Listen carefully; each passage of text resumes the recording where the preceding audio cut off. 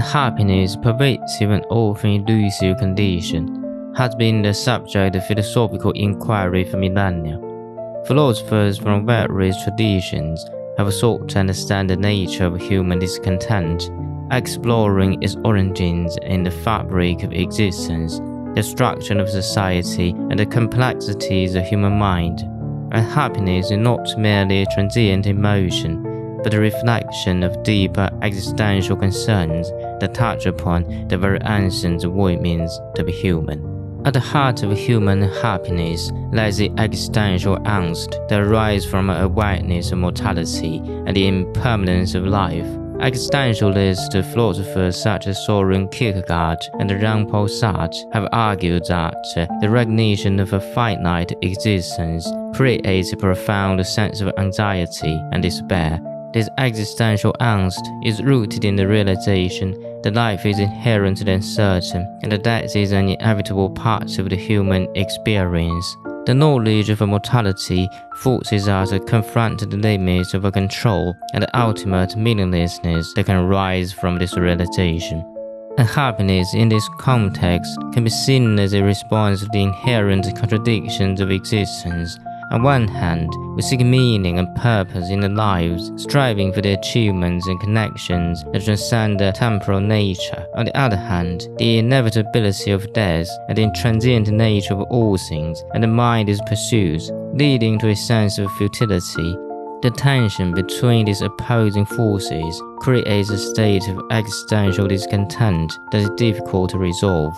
Another philosophical perspective on unhappiness comes from the notion of freedom, particularly as explored by existentialists like Sartre. Freedom, in this sense, is not simply the ability to choose, but a profound responsibility that comes from the awareness of one's choices. Sartre famously stated that man is condemned to be free, meaning that, with the absence of any predetermined essence or purpose, individuals are solely responsible for defining their own lives. The radical freedom can be both liberating and burdensome. The way to making choices that define one's existence can lead to feelings of anxiety and unhappiness as individuals grapple with the consequences of their decisions and the inherent uncertainty of life. The fear of making wrong choices or failing to live authentically according to one's own values can lead to a sense of existential paralysis where the potential for happiness looms large. The pursuit of authenticity, living a life that is true to one's own values and beliefs, can also be a source of unhappiness. Philosophers such as Friedrich Nietzsche and Martin Heidegger have explored the challenge of living authentically in a world that often promotes conformity and superficiality. The pressure to conform with societal norms and expectations can lead to a sense of alienation, where individuals feel disconnected from their true selves. Unhappiness arises when there is a dissonance between one's authentic desires and the roles imposed by society. This tension is particularly evident in the way modern life often emphasizes material success, status, and external validation over inner fulfillment. The pursuit of these societal ideals can leave individuals feeling empty and dissatisfied as they struggle to reconcile their true selves with the demands of the external world. Albert Camus, in his exploration of the absurd, offers another philosophical lens through which to view unhappiness. The absurd refers to the conflict between the human desire for meaning and the indifferent and chaotic universe that offers no clear answers. Camus argues that life is fundamentally absurd as we seek order and purpose in a world that is inherently meaningless. Unhappiness, from this perspective, emerges from the confrontation with the absurd. When individuals recognize the lack of inherent meaning in life, they may experience a sense of despair or hopelessness.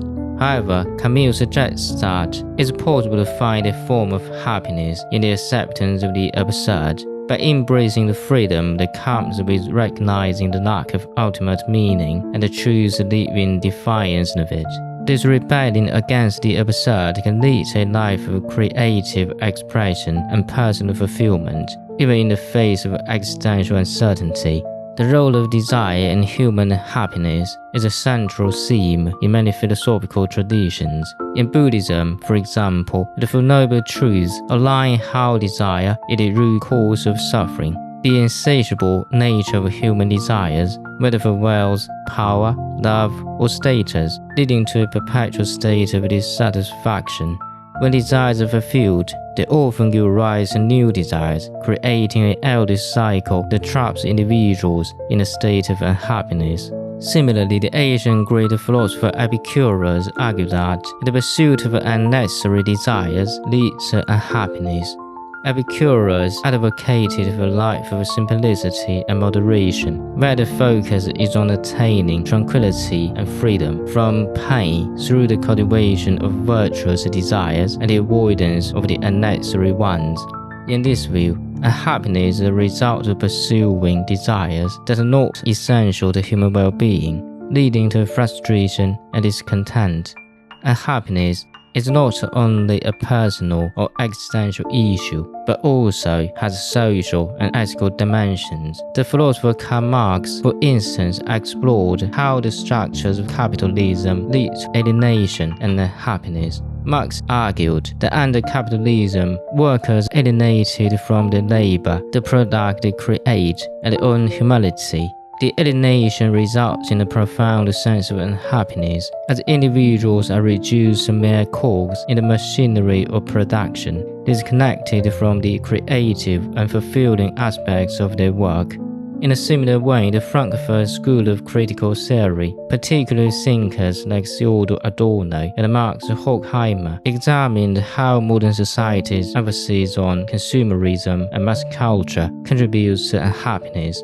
They argue that the commodification of culture and the manipulation of desires by the culture industry lead to a form of false consciousness, where individuals are distracted from the true sources of fulfillment and are instead driven by superficial and unfulfilling pursuits.